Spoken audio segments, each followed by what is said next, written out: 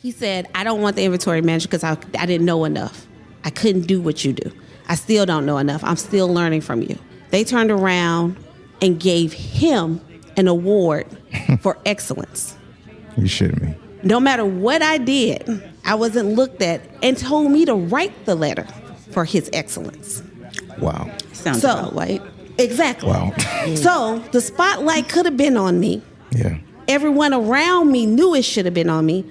But because of who I am and the color of my skin, it was on him. So then I'm sitting in the next meeting telling him what needs to get done. What's going on, everyone? Today's episode is one for the books. We're switching gears and shining the spotlight on two phenomenal women. Patrice Nash, a powerhouse wife, mother, and corporate trailblazer, and my very own queen, Zola. These two are stepping into the studio to break down what it's really like to navigate the shark-infested waters of corporate America as black women. From boardrooms to backhanded compliments, they're pulling no punches and giving us the unfiltered truth with grace, style, and just the right amount of fire. And oh, by the way, listen, we're also kicking off a brand new tradition today. It's called the Celebrity Outro Challenge. So we flipped a coin before the show, before we hit record, and the losers got to close out the show with a bad celebrity impression. Stick around to find out who's getting roasted. Welcome to Manhood Matters. Let's get to it.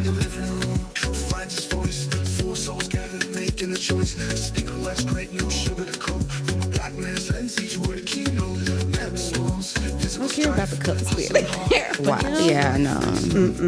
No. So thank you for being here. Oh, hey. Absolutely. Thank you for being here. I appreciate you guys so very much for doing this. This is going to be an interesting topic because it's one that we kind of touched on a few episodes ago. We talked about black stereotypes, and one of them was black women are angry and loud. We talked about where that stereotype comes from. And then we touched on microaggressions at work, what you guys have to face and deal with every day. So why don't we just go around introducing ourselves and then we'll just get right into the conversation. All right. I am Patrice Nash. I am the wife of Willie Nash and the Junior. mother of Mary and Thomas. I mentioned those because those are my jobs every day. And I also work as a sourcing, senior category manager. I know people don't know what that Nobody means. knows what that I know, right? Yeah, what is that? I basically look at contracts and do big deal negotiations for a Fortune 10 company. Wow. Yeah. And then I also own my own company called Perfect Perfections. I do events as well as interior design. That's awesome. And how long have you been with your current career? How long have you been doing that? So with McKesson, I've been with them for 15 years for my company. I started it as a real company. I established it in 2018. Got it. So. Willie, we know you are. It's not about you and me, brother, but Yeah. I'm glad to have you here, man. Man, glad to be here. I'm glad to be back. It's been a while. Yes, sir. Feeling like I'm at home again. Yeah. Let's do it. I don't have to introduce myself, though. No, you don't. Everybody knows you're always late to this. But it's funny because I said this morning when I went to get some coffee and donuts, and I'm coming back, and Willie's already here. I'm like, she truly is the best part of you because now you're 15 minutes early because she's showing up. That's right. That's so funny. She's my better half. Now, I am stickler about time. There's a lot of stuff I don't play about. Time is whatever. I am Willie. Willie is me. And for the first time, I have my lovely, beautiful wife on the pod for the first time. She's been trying to get away from this. She's been running away every time I've asked her. There's always a reason. Something's not happening. Not my thing. I know. And that's why there's no video today. I'm not even taking photos. And I'm okay with that. Yeah. So, babe, introduce yourself. I'm Steph's wife. Of course, my name is Zola. I work in private equity. I've been doing with my current company for about 7 years now. Very interesting. So we'll dig a little deeper into the conversation. But For sure. Gotcha. And let me ask you both, what level of schooling did you attain? I got my GED. Yeah, I know. You got a high school diploma. We would not be together for a GED and some college. You might not have graduated, A but little you bit did. of college. You went to college. You attempted it. I was there for the student loans. They looking for me right now. I have a bachelor's degree from the from Xavier University of Louisiana, HBCU proud. There you go. Yes. Oh man, I have my MBA. So let's talk about the biggest challenges that you face, simply not because you have that job in a position, but either one of you can speak to this because you are a Black woman in that space. Well, you know me. I've been working since I was like 15, right? None of my supervisors have ever been Black. So I have been groomed to talk that talk, walk that walk, and show up as what's expected, right? So it's not anything new. It's almost like code switching. Like that's exactly what it's called. It's called code switching, Yeah. where it's like innate to me. It comes so natural where it's like in the parking lot, I'm like, shit. Yep. I got to put it on. Even in the mornings, like don't talk to me in the mornings. Like I need time to mentally prepare because it's a draining experience, right? But again, it's embedded in me. So if I come home and I'm like, I'm tired, like it's not a physical thing. It's just I am mentally drained. So the expectation is I leave the house a certain way, but I need to show up a certain way. And I have to be mindful of how I show up. Like I can't just show up and not show all of my 32. I need, hi, good morning. How are you? Did you have a good night? Like you have to do that, right? Yeah. Very engaging. I can't come in and just be like, good morning and go to my office, right? I can't do that. But Amanda, she can walk in, not say a word, and she's perfectly good. Oh, you know, Amanda's just being Amanda. But Zola comes in, walks to her office. Oh, she's so rude. Well, you know, why is she being so rude this morning? Or she might be a little bit aggressive today. Don't go in there. She didn't come in and, you know, like, so it's just a little. You ain't chucking and driving that morning. Exactly. Whereas I can't come in and just be me. I can't come in and just be like everybody else. I have to come in and outperform. I have to come in and do that dance just to be accepted in that space. Yeah. So what was the original question? You've answered it. Oh, yeah. Yeah, for the most part, I mean, there's a whole lot more to go into because you and I have had this conversation. Yeah. I'll be on the phone with her. You know, we're just talking through maybe the ride to work or whatever. And she gets into the office and I hear the most jovial, happy person because she's saying hi to everyone and smiling. And I'm like, the fuck happened? He'll go, you must have just walked in the office. I'm like, yep. You know, and I realize that's what happens, right? It's lights, camera, action. It's an act, and you have to turn it on because you can't afford not to, right? Mm-hmm. What about you, Patrice? What are you running into? For me, currently, it's a lot better because on the flip side, I now have a VP who's African-American woman. Mm-hmm. So she's already set that bar of bring your authentic self to work. So I have like that defense because she's like over the entire department. Good. And I have a great relationship with her because she's helped me along in my career recently.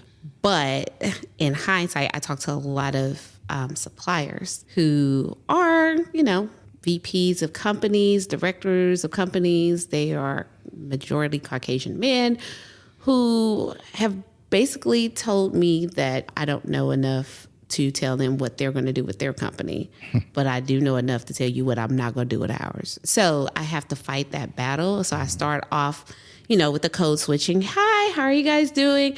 But I'm learning that in that they think they could play in my face for the most part. Mm-hmm. And it's quickly turned around to the no, that's not what we're going to do. Mm-hmm. So when they get hit with that no, they already no. No, you have to check them. You have to come in like, okay, let me tell you what we're not going to do. Right. And then it's like, oh, okay. So it's not that I'm not trying to be the angry black woman, but I'm not going to be the little black girl that you want. Put me in a position to where that's my go to. Yes. And you can't lead that way. You can't show up that way, because then automatically, you know, what they already thought of you is, well, there you go, she's proving it, right? So you show up with all the pleasantries and the professionalism, and then you get tested. Yes. Now, what I do know in my career on the corporate side is when they ask me my opinion, I don't start with the issue. I try to start with the positive and then bring it back with the issue, but end with the positive. And they say that's easy, but you especially have to do it as a black woman. Yep. Because if I lead with the issue, they already think I'm the problem. So I can't start with that part. I have to be like, well, everything is great. You know, I don't see any issues with this, but this could be a concern for someone else in this way. And then it turns into, you know, what the issue is. But I can't start with, y'all fucking up. You know, because then they hear me as, oh, you the problem. Yeah. Is it us or is it you? You mentioned something a little while ago that I know that black women in general have struggled and dealt with. You have a black manager, right? Your VP, the person you report to, she's a black woman. So I've had discussions. One friend, for example, she was saying that her manager's black. But I think what happened is this black woman has had to prove herself so much that she shows up that way all the time. And she was miserable to work for.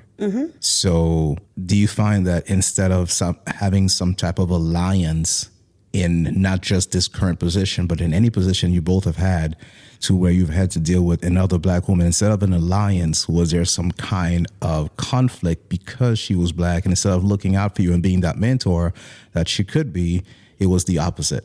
I've had issues with lower management positions, not higher. Okay. So when you're still at that point in your career where you're trying to prove yourself, I think black women can come off as, I can't let this other woman, it's not even like saying black woman, I can't let anybody in my department show me up. So they might not necessarily have your back as much in front of everyone. They're quick to say, oh, girl, you know, I already know what's going on. But when it comes to the time when it counts, they're still out for themselves. With my VP, she is more solidified in her career. She's an older lady. She has done what she needs to do. We had a very candid conversation when I started. She was like, I need your help with this department to start it. And I was like, I'm sorry, but I don't trust people with my career. And she was like, trust me this one time. If I fail you, point it out, but trust me this one time. And that was in 2020. And for 5 years, I've been trusting her, and she has been showing up and showing out. And I give her flowers all the time, because I don't think enough people reach back and say, you know, I'll bring you with me on my journey. Yeah. So for her to be able to do that with me, it's only right that I say, you know what, I appreciate you for everything you've done. Because I've worked with a white woman. Yeah. And man, that heifer. I remember her. You had to hear about it a lot, didn't you? She stayed 2 doors down from us. No way. So I be wanting to set her damn house on fire. To this day, right now? No, she don't stay anymore. She didn't move. Oh, my God. Y'all moved. made a move? We didn't necessarily make her move. But her working... You know, I'll get into that. We'll revisit that. But I didn't work with that woman. And baby, let me tell you, I almost lost myself. That's when I couldn't code switch no more. So I had to go off on her in her office. Like, I don't like you. You don't like me. I don't trust you. You don't trust me. But I'm telling you what you're not gonna do. You're not gonna play with my livelihood. So yeah, we got through that. we did. We have evolved. But this new VP, she really likes me. She does. She really loves That's what matters, Willie. really. That's what matters. She likes me. She really loves. She's like, how is Willie? That is my friend. I'm like, that is not your friend. No, I'm just playing. No, she's a really, really genuine person, God-fearing. And she's God-fearing to the point where she don't have to say, I'm God-fearing. You just see it. Right. Like, you know those people that got something on their life. Yeah. That's her. That's the only, we're not going to get into religion, but that's the only type of people that when you talk about God that I respect. You live it and I can see it through you. Yes. You don't have to keep saying it. Yes. I can see it based on your actions. Exactly. Yeah, I like that.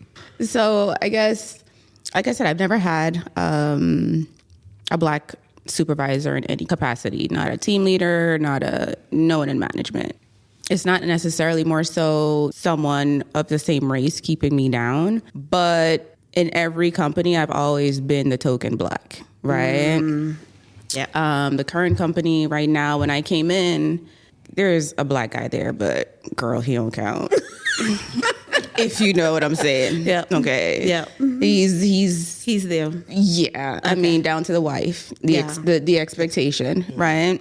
See, all we had to do was see each other. You saw how she gave me a look, and I gave out. Yeah, right. Girl, I already know. Yeah. So the only reason I understand because she's told me. I guess I came in and I did my 90 days, and they were like, great.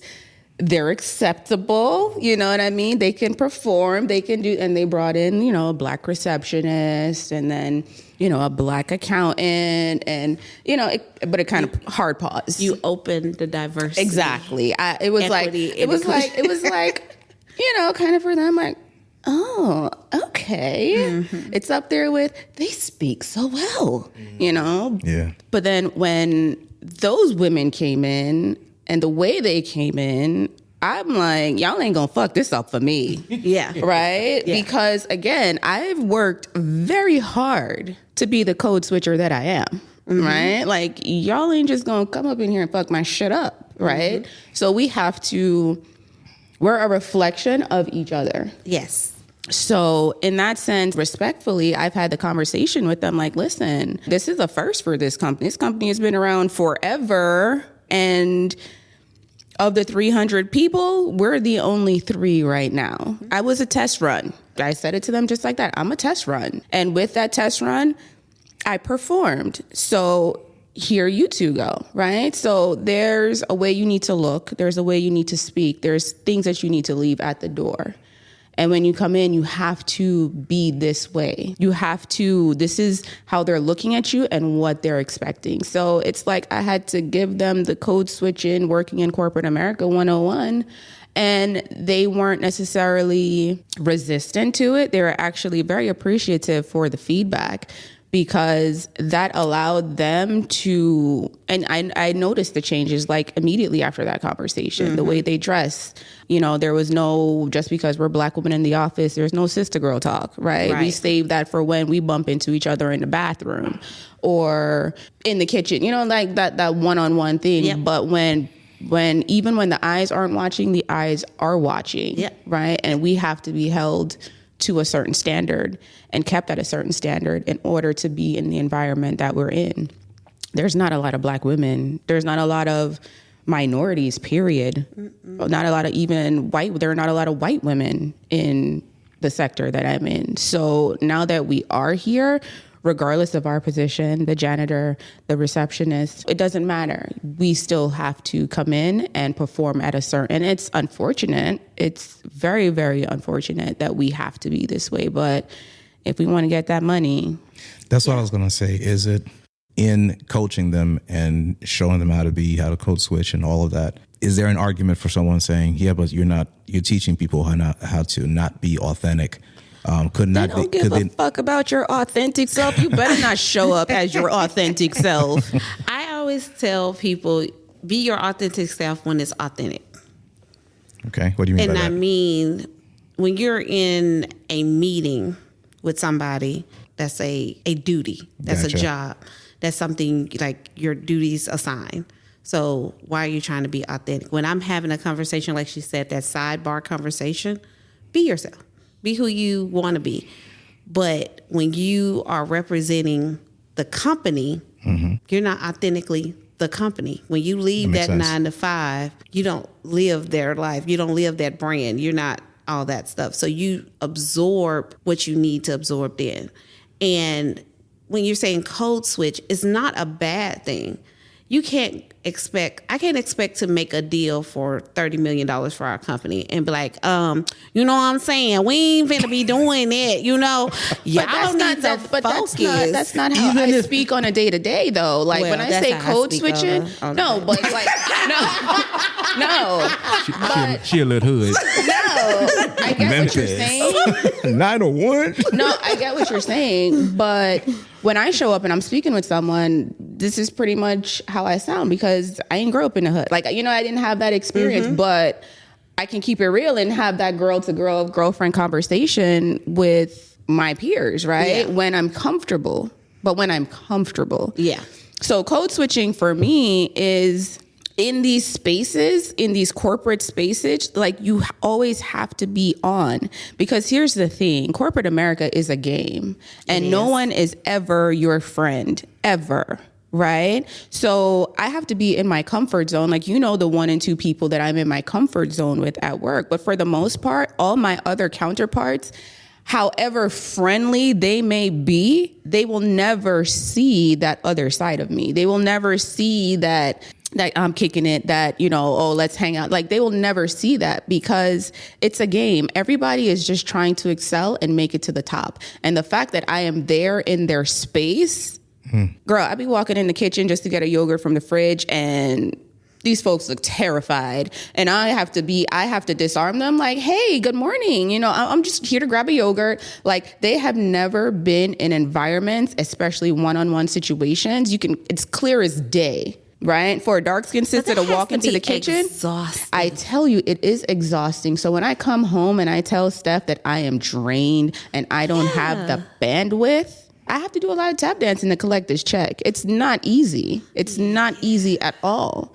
And unfortunately, they do say show up as your authentic self, but that is bullshit. Except for you. Right. Except for you. That does not apply to me. They say it. They live it. Like, our company tells you, we even have the DEI programs, because I am in the Black excellence, because I'm all things Black. You kept it alive. I'm always going to be Black every day. I tell them every day. You're going to see me Black as first.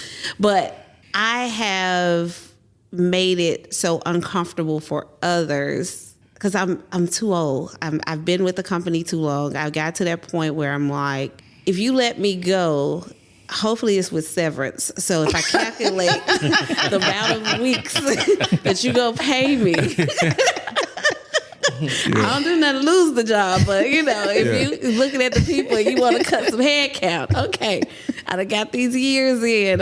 I'm good, but I get it. Like, I've had to do both. I've had to live where when I came in, I had to tap dance on everything. I couldn't be the aggressive Black woman, even though I was in operations that you had to be assertive. It's not even that you were going to be the aggressive Black woman. You just couldn't express anything because if you did, it was going to be misconstrued as being aggressive. Well, no, I could express it, but they couldn't hear me because, like I said, I brought the problem first. And then I'll be like, okay, no, your problem is this. Let me give you a solution. They didn't hear the solution. All they heard was the problem. You have to speak their language in order for them to understand. Yeah. So it was like, I could have 2 white guys that reported to me. One that was like my homeboy, but he's still white. And I say homeboy because to this day, men, all of us are still cool. Like, they've advanced in their career. They're playing the game like they need to play. They've advanced higher than me, and I'm okay with that because we know they are white men that fit that corporate They don't have to do much. They don't have to do much. They don't have to do much. Now, don't get me wrong. They are very smart in everything that they still do. Qualified, but there's nothing going against their struggles are not the same struggles. Correct. So we could be sitting there. I've told them before the meeting what I'm going to present. They're like, yep, that's right. I agree. We need to do that. I go to the meeting, I present that, I get looked at as the issue. Then they sit back, wait 2 minutes and say, well, I'm going to circle back. And I think we need to do that. What Patrice said, they'll even say my name, and we need to do X, Y, and Z. You know what? You were right. You are.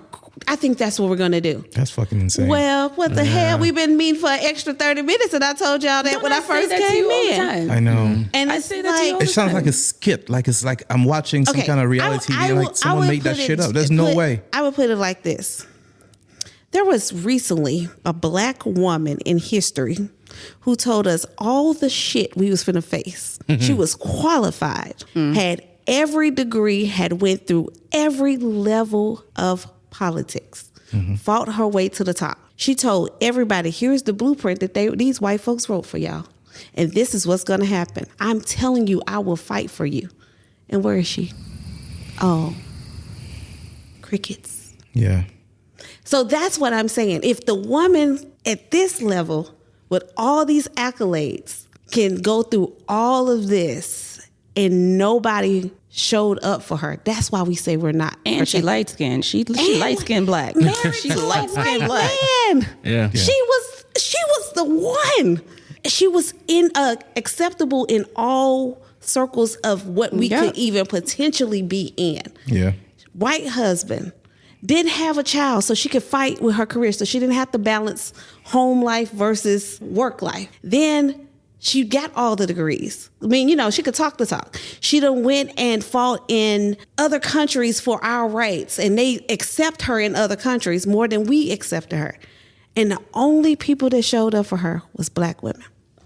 A few black men. Don't get me wrong. I understand that, and but we're not going to get into politics. But I told Steph the reason she did not win was because for the 4 years she was in office, she never showed up. She didn't start no lunch initiative. She didn't go out there and plant no trees. She did not. But that's what y'all wanted her for Obama, for Michelle. But Michelle, if you take what she did, I don't mean to override you, but you cannot say you're going to run for the highest position in the United States. Meanwhile, you were silent the past 4 years. That's like being mediocre. That's like being mediocre for 4 years, and then me showing up to my boss talking about something I want to raise. But let me ask you this: was she silent, or did the media not portray her? Because when you go back to it, I think it's not silent. I don't think she was necessarily silent. I really don't, because when we look at the HBCU bills, that was her. When we look at the student loans who fought with Biden to make sure, that was her. But they put Biden's name on it, like they have done every vice president before. If you look at any previous vice president, they wasn't in there showing all the things that they did, but they didn't have to fight like her. But attention spans are short, right? So coming off Biden was Obama and Biden. But what did Biden do under Obama? But you never saw Obama without seeing Biden somewhere in the back looking in a corner. So his presence was always at the forefront in some way, shape, or form. Now, I don't know if it's because, she was a black woman or what the deal was, why she was never, whenever you saw Biden, you saw Kamala somewhere in the back. She was just never there. I don't know if her absence was intentional, but she was just never present in the way that she should have been. And my question would be, was it because initially she wasn't running? It was always going to be Biden, but we kept calling him Sleepy Joe, which hell, I'll take Sleepy Joe, go to sleep. But and it's like she couldn't outshadow the white man, but then she can't be in the background without saying, look at me, I'm here. Yeah. So that's the battle I fight at work. And that means she was just complicit to her position, right? She never took the initiative to inject herself. And when she tried to inject herself, it's almost like it's too late. Again, you can't be mediocre showing up. Did she try to inject herself, or did the press then start focusing on her? But it's not a matter of the press. There are other social media platforms where you can be active, right? I do get that. So you don't have to necessarily need mainstream media to be active, especially as it pertains to the Black community, right? You got the clout where Shade Room will post you, right? Yeah. You got the clout where Hollywood Unlocked, they will post you. I mean, so many social media sites that target Black people, and even her own page. Again, if you want to keep your people, like, you have to interact with them in some way, shape, or form. And when you're silent on your people and not speaking up when you want us to show up, you're not necessarily going to get the correct response. I get what you're saying. I debate it, but I know we said no politics, but I debate it. We'll argue later. Yes. We'll argue later over some wine. Because I guess because she was such a pivotal part of the HBCU community, I followed her more. Mm-hmm. So I paid attention to what she did with the Black doctors, the OBGYN, the mortality, all these things before it became part of her campaign. Yeah. But I also recognize, and even in my career, that example I was given, I could sit there and do everything perfect. I'll use the example with real life, what pissed me off and why I related to what was happening to her. Mm-hmm. When I got the job at my DC, and that's what brought us to Atlanta, the DC was underperforming. It was having issues with employees, union conversations, issues. They brought me on to turn it around in inventory. They were like, we're losing millions of dollars in inventory. We ran a very marginal loss that had to be 0.003% of loss, because we're thinking about drugs here. What kind of drugs? She's a drug dealer. I was a drug dealer at that time. You still got no, I ain't got that hookup. No, you know what I'm saying? No, so I come from Memphis to Atlanta, bigger DC, hard to turn around. Within 2 months, we done turned it around. We have everything accountable. We got everything going. We're fixing things. We could see everything happening. That's an extremely quick turnaround. 2 months. 2 months. It was just some processes and that wasn't in place. Just knowing the process that we ran in Memphis that I learned, bring them here, execute them, tailor it to what is needed here, keep it going. Okay. Again, my white counterpart, who was the assistant inventory manager, he said, I don't want the inventory manager because I didn't know enough. I couldn't do what you do. I still don't know enough. I'm still learning from you. They turned around and gave him an award for excellence. You shitting me. No matter what I did, I wasn't looked at, and told me to write the letter for his excellence. Wow. Sounds about white. Exactly. Wow. So the spotlight could have been on me. Yeah. Everyone around me knew it should have been on me, but because of who I am and the color of my skin, it was on him. So then I'm sitting in the next meeting telling him what needs to get done. And this white woman saying, no, I don't want to listen to her because I can't tell from her facial expressions if she's serious or not. What the fuck you mean? If I said it, I was serious. If I emailed you, I was serious. If I told you in our one-on-ones, I was serious.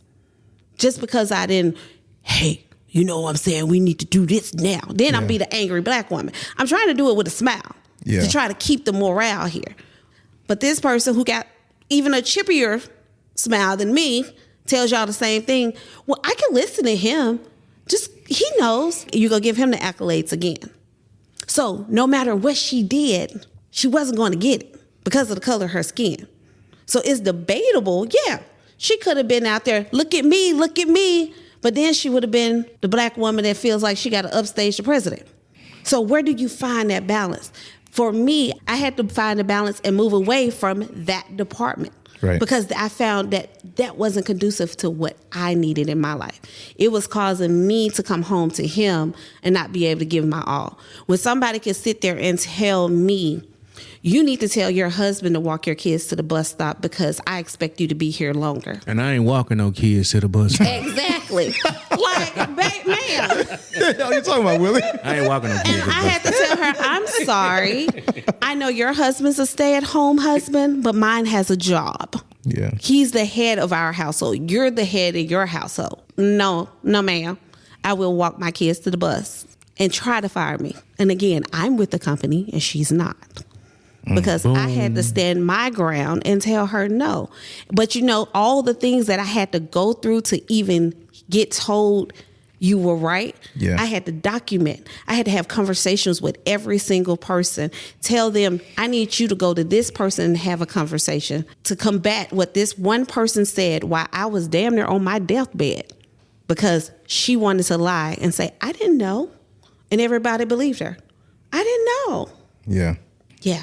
Yeah, the shit you guys go through. Receipts. I keep a receipt. Yeah. I keep a receipt. It's That's why I CYA told you, file. I do not communicate over the phone. I do not communicate face-to-face in office.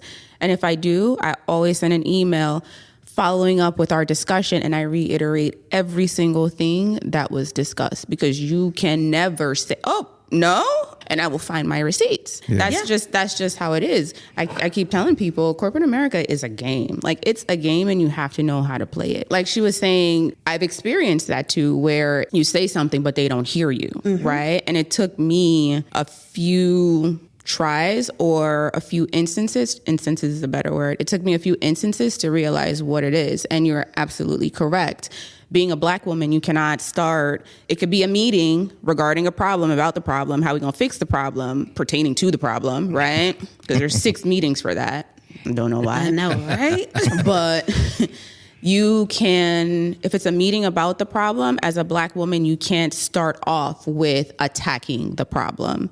Your white counterparts can. They can even say the problem is this, right? We can't say the problem is this. You have to ease into it, right? Yeah. You have to pacify the massa. You have to pacify them and then gently ease into what the issue is and what your solution is for it. But you can't go into any meeting, especially as a Black woman, directly addressing the problem. You have to let everyone know what the company has been doing great so far, which is bullshit, because if you were doing great so far, we wouldn't have this problem. Yep. But you have to go into what we've been doing great so far as a team, and you have to highlight your supervisors or your direct managers, their contributions, and then ease into, we've stumbled into this obstacle.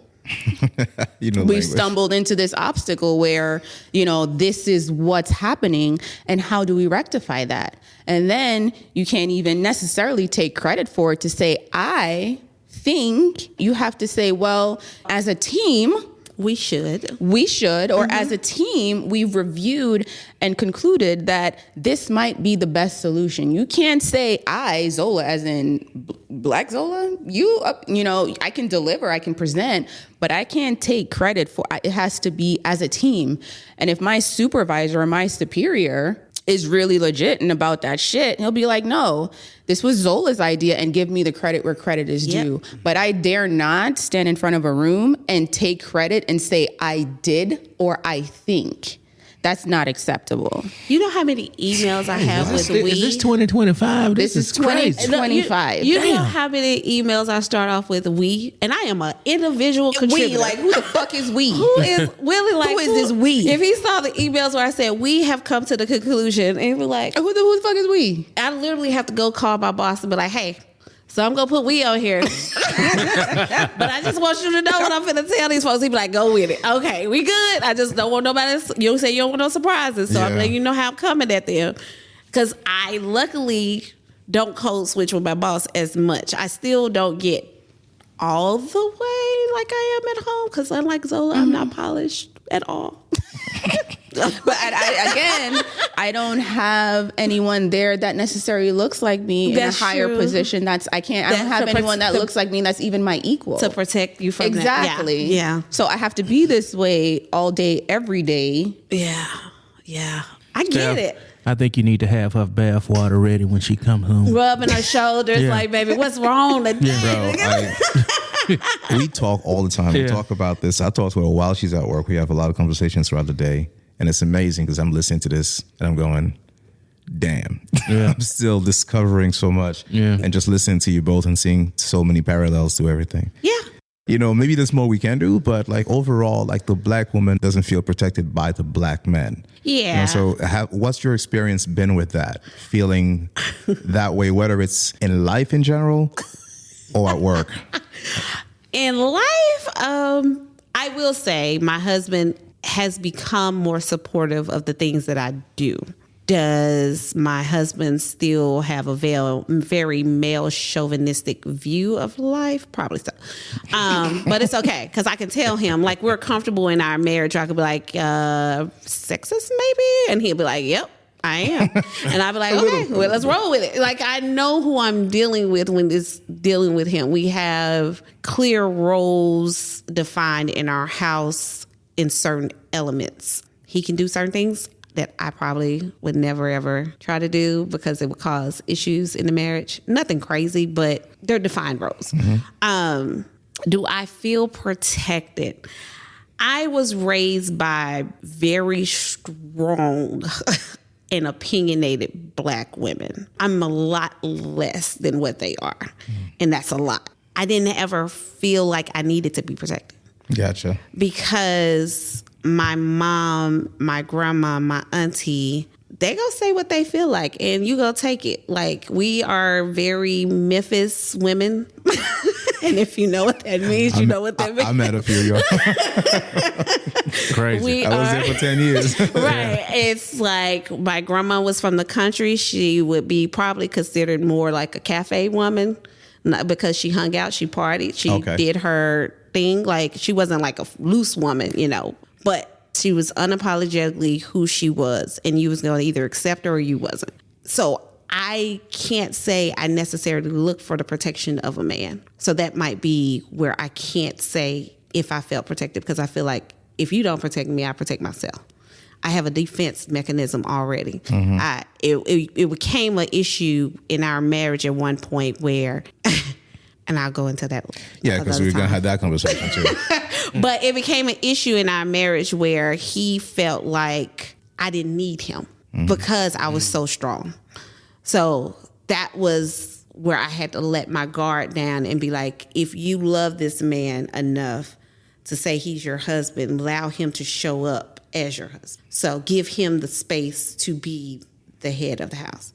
But to this day, and I love him dearly, but if something happened to him or crumbled, I wouldn't feel like who I am is completely gone as an existence of a woman. Totally, I get that. I feel I'm safe enough with myself. She's saying she don't need me. I need him. That's all she's saying. I'm sitting here like, girl, you better rephrase that. Your life is in shambles. If he's gone. I would be hurt. I would be devastated if my husband wasn't there.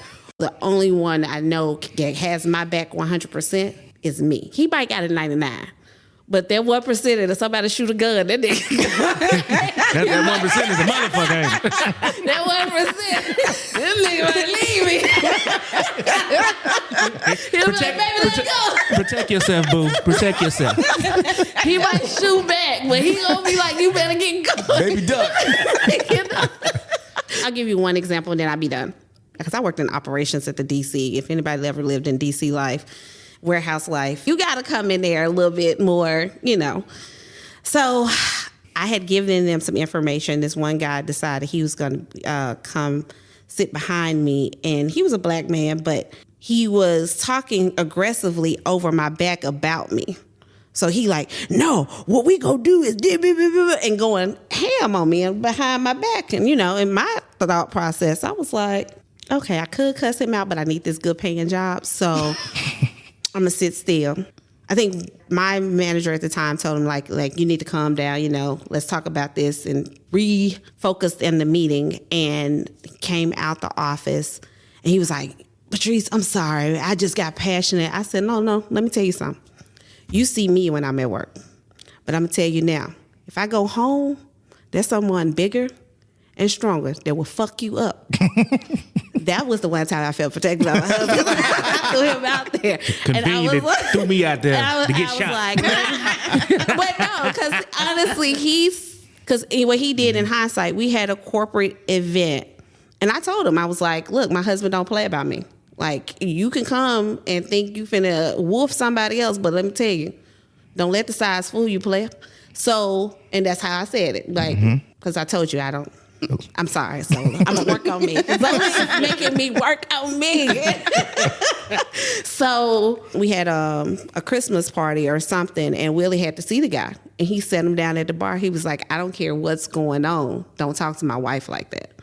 And the guy apologized. You know, he said, I appreciate you, man. It was my bad.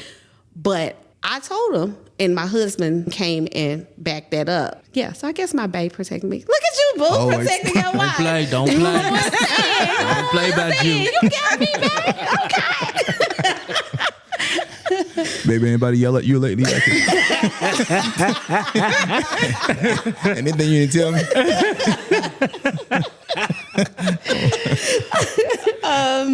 You're so funny. So, Black women being underprotected from a corporate experience, it's absolutely true. There hasn't necessarily been Black men in the environments that I've been in to necessarily say, okay, I know so-and-so has my back, or I know so-and-so will reinforce what, you know, Zola has said. Like, I have never had that. And where I'm at now, again, the first token he's all for himself. I could be set on fire and he wouldn't even look over to spit on me, you know? Mm-hmm. So from the corporate perspective, no.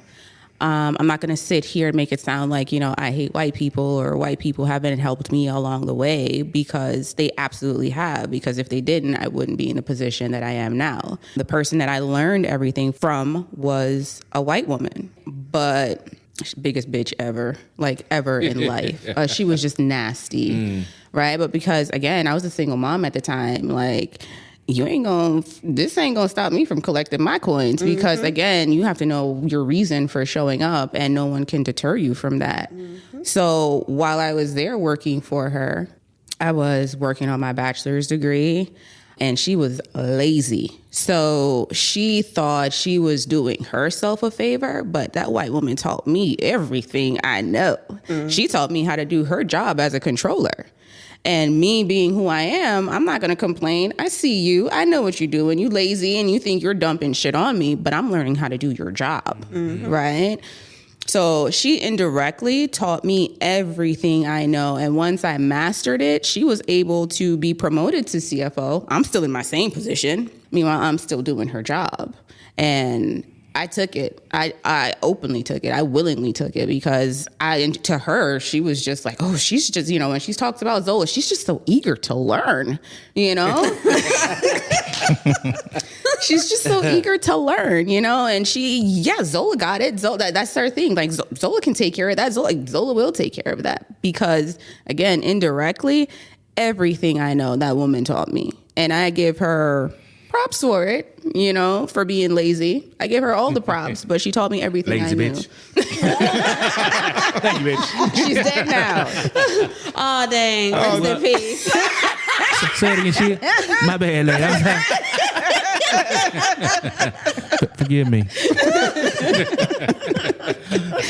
But from that sense, like, she protected me in my position. Like, in some cases, I was able to be my authentic self, because she couldn't do the job. Yeah. Right? Yeah. I'm doing the job. So I can kind of be able to get away with a little bit of whatever the fuck, because I was the face behind the face.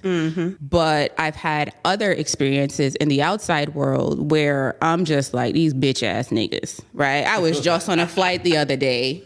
And, you know, you disembark the plane, you leave the plane in an orderly fashion, right? And this little niglet, right? A whole niglet. A little one. And I'm like, who raised you? Common courtesy, it should be embedded. Like, when you're dealing with a woman, it's always ladies first. It's always black or white. It doesn't matter. Women first. You protect women. Girl, I'm reaching up for my bag, and because, you know, as soon as the plane lands and the seatbelt, everybody just floods. And you still end up stuck in the same place, because people are getting off by rows.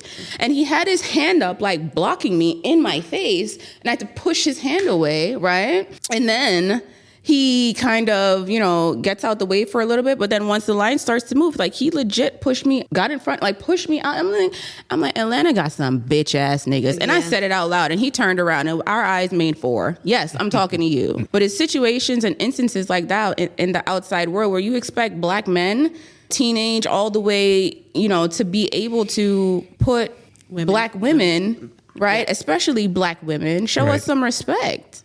Sounds like Zola don't need you either.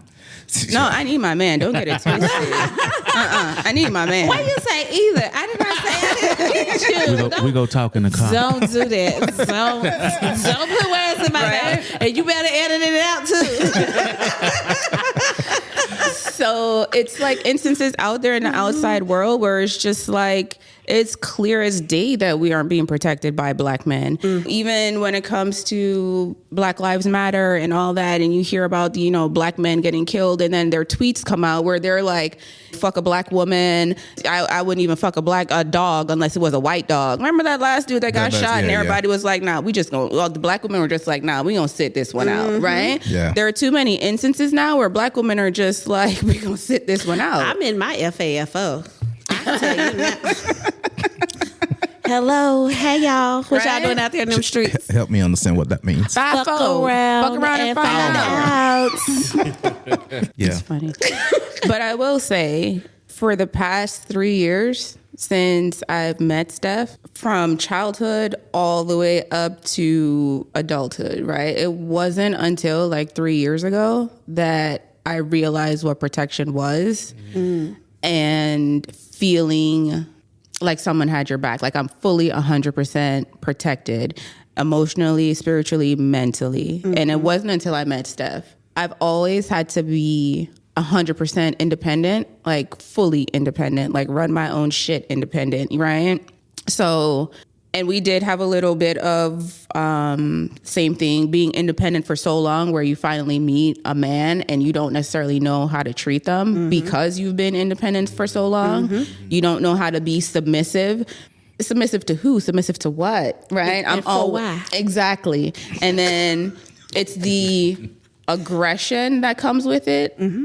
And not aggression in an angry sense. It's the head of household. It's the I'm the provider. It's the I take care of shit. Like, you know, making sure my kids never lack for anything, roof over their head. Like just being that. Everything that a man is supposed to be, I was the man. So when I met a man, I was still acting like I had that, figuratively speaking, like I had that dick, right? So it was hard to really feminize myself because, again, personal, corporate, just all around, I was that person. I had a lot of masculinity in me. I still do. It's just that protection, that knowing that I'm good. Like before, I can be honest with you, I never slept at night. Never slept at night. My sleep would be so erratic, right? I met this man and I can sleep. Like, and he's like, baby, you was dead to the world. Like, how do you do it? That's good. And I tell him all the time, I never slept before. I have you so I can sleep. I can be at peace. I can be at ease. Where your applause button? You gotta. I can be at ease, and I've never, ever had that in life. Like ever. That protection, that just knowing that I'm good. I've never had that until I met Steph. Yeah, I just want to applaud that even at this stage in life, you were able to recognize it and change it. Girl, I ain't trying to lose my man. Exactly. But we're going to talk about that on another episode because I think that's a problem. Women just be too strong, and I'm one of them. Right, but so it's about approach. Yes. See, because I'm headstrong. I'm very stubborn. Like I'm very black and white. There's never a gray area. I'm very... If you tell me this is what needs to be done, or babe, I have this business idea, like I'm the one researching, and I'll be back to you in 48 business hours and letting you know. Like, don't put that standard out there. No, but that's just me. See, Zola, that's just me. No, this one to hear this and be like, man, can you get it to me in 48 hours? I need it in 48 hours. And that'll be our next thing. 47 will be even better. I told you, he my Zola. I cannot deal with that. Okay, don't put that out there. So, like, that's just how I am, right? Yeah. But when I met Steph, it wasn't even intentionally like I was trying. It was almost like he brought out the femininity in me. Like I said, I'm still very masculine. You in your soft girl era? I'm very much in my soft girl era. Before I was lifting shit, girl. Now I'm just like, oh, Steph. Give me some, girl. I can't do it. Like, this is too heavy. It's too heavy. You be carrying 22 grocery bags at one time. Right? You know, like, oh, I'm just too tired. You know, and he just brings that out naturally. It's not something that I try to do. It's not something that I can genuinely just be a woman and not have to worry about certain things. And when you know you have a good person that's standing behind you, it's one of those things where you just naturally want to conform. Now, I'm not saying lose your identity, in this person, because at the end of the day, it's still just you. Hello. Right? But I love him enough to know that, okay, I need to fall back on certain things. But then on certain things, I just... Nah, you ain't gonna, no. Yeah. I get it. And I would say two things here. One thing about her and what I said when we introduced ourselves, we said wives first, because that's still our primary job. So no matter what happens out in the corporate world, we still have to show up and work. It's because that's the role that matters the most, right? Yeah. Like... I'm his wife, it's wife, then mother, and then I work for them folks. But it's just, that's the role that's the most important, the most fundamental, the most beneficial. That's the role that matters to me. I said mother first, but fuck them kids. You know what? I'm starting to see you, girl. I FDK all the time, girl. No, I'm emotional, so I'm trying to keep it together here, but I love you. I appreciate you. I love you too, baby. Aww. Look at him. I love you too, baby. No, baby, I love you. All right, so magic wand. What's the one thing, if you could change, you got this magic wand, and you could change one thing, that you're having to overcome daily, and not just for yourself, but for other young ladies who are currently in school, learning, who are going to be facing, our daughter's in college right now. She's at Howard. So God knows she's going to have an uphill battle, especially in today's climate. If you could change one thing, what would it be? That HBCU is going to help her just because it's a different experience. If you never went to one, I promote those. But one thing that I will say, if I could change in the world for my daughter, that she would not have to battle, or any of the Black ladies or young ladies that are going through, is to not be seen by color first. Yeah. Because we already have to fight being a woman, but to be seen as a Black woman, you already got a double-edged sword. I know they say that men have it hard, Black men have it hard. Y'all got it harder. I know that. Yeah. I know for a fact. It's hard. Yeah. I can still be one of the boys and go out with them and whatever. Right. You have it. Black men, don't get it wrong. They have it hard navigating society outside. All the bullshit, right? We have it hard when we open our eyes. So from the time we open our eyes, the time we speak our first word, the way we move our body, the way we comb our hair, the way we put our clothes on, any and everything before we even step out the door is one thing we have to think about as being a Black woman. Is our hair too coarse? Is our hair in a ponytail, or do it need to be flowing down our back? Is it too short? Is it too kinky? Is it the right color? Is our makeup overly dramatic, or is it undertone? If our lashes are too long, if it's not, all those, every expression of who we are. Some people appreciate, some people don't, is getting critiqued. I don't want that for my child. Well, again, it's like that perfect utopia, right? Black and white, there is no gray area. Reality is what it is. The racial aggression, what's in the system now is only going to be magnified. It's not going away. I actually see it getting worse for generations to come. And because this generation is kind of low-key complicit, I see a lot of the things that people fought for in the past, I see a lot of those things coming back. And we're seeing it now. A lot of these things are coming back, laws being revoked. Yeah. It's playing out right in front of our faces. So this generation is a little bit more complicit than more, and you hear them, talking about, oh, we're not our ancestors and blah, blah. Yeah, you're right. You're not your ancestors, exactly. Right? I'm not saying we have to be out there in the streets protesting or whatever, because they are trying to evoke that negative emotion from us in order to do something more extreme. I understand that, but with the racial climate, I don't see things getting better. So my contribution would be to, especially for young Black girls, would be to arm them with as much knowledge that I've learned along the way, along the journey, as to what they can expect. It's almost like grooming them to survive in corporate America. Yes, we shouldn't have to do it, but the reality is that we do have to do it. And unfortunately, a lot of the scholars that are excelling now, they don't necessarily come from women who have been groomed or have had that exposure. So it should be taught at a HBCU. Code switching 101, right? Surviving corporate America 101. Right. These are skills that need to be taught. It really does. It sounds, oh, it's not necessary. No, it is very much necessary. Very necessary. This, especially at a HBCU, that needs to be taught. Allison's at an advantage by growing up with me. She sees I don't sugarcoat anything from my daughter or hide anything from my daughter.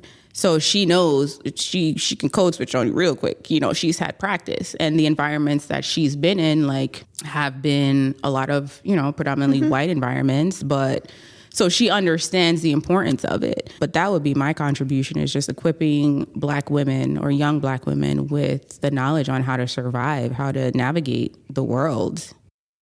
I'll encourage a lot of men who have their wives in those environments to understand, because I think that innately for us as men, you know, especially when we got hard jobs, we go out and we do something, right? We go work. And because we face not the same things, but we face our own set of challenges.